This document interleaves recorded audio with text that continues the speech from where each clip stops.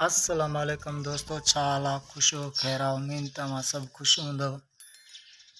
अॼु असांजो सफ़र आहे पंहिंजे पुराणे ॻोठ अबाणे ॻोठ, जितां असां निकिरी हींअर वाई पांदी में शिफ्ट थी विया हूं। अॼु उहो मंज़र तव्हांखे हली अॻिते ॾेखारियूं था। दोस्तों, हे आहे असांजो उहो उजड़ियल ॻोठ जेको चंद माण्हुनि जे करे हाणे वीरान थी वियो, न त हमेशह हमेशह जे लाइ वसंदो हो। असां हिन ॻोठ तक़रीबन 1998 में हिते शिफ्ट थिया हुआसीं।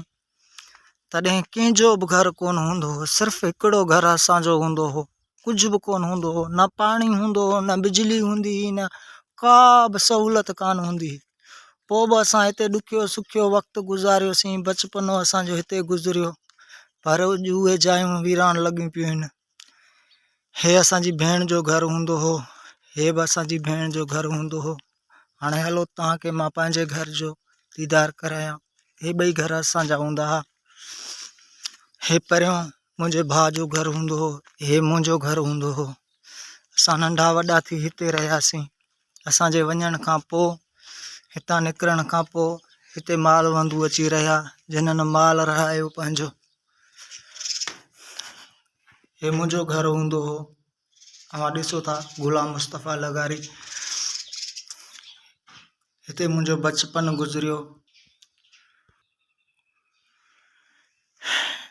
हिते मुंहिंजूं उमेदूं पूरियूं थियूं, बचपन गुज़रियो। हितां वञण लाइ असांजी दिलि न पई चए, पर चंद माण्हुनि जे करे हे ॻोठ, हे शहर असांखे छॾे भाउ जो घर।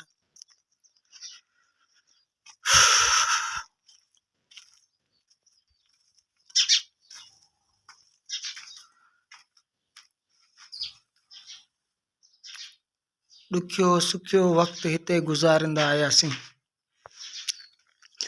अॼु उहे जायूं वीरान लॻियूं पियूं आहिनि। शुक्र आहे उहे बि ख़ुशि हुजनि जिन्हनि असांजो ॻोठ वीरान कयो।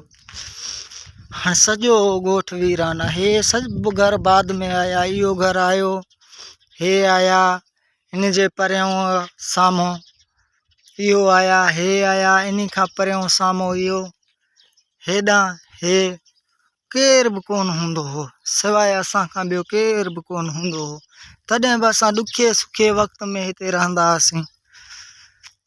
असांजो बचपन गुज़रंदो हो। हे ज़मीनूं असांजूं पंहिंजूं हूंदियूं हुयूं, आबाद कंदा हुआसीं। हितां असांखे जबल वेझो आहे तक़रीबन। हे साम्हूं जबल आहे।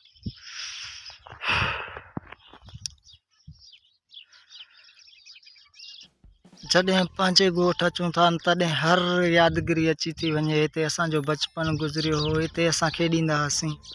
अॼु जो इहो टॉपिक असांजो पंहिंजो ॻोठ ॾेखारण तव्हांखे ॾेखारियोसीं। जे वीडियो पसंदि आयो हुजे, वीडियो खे लाइक कजो, चैनल खे सब्सक्राइब कजो। अल्लाह हाफ़िज़। वरी मिलंदासीं नई की वीडियो सां।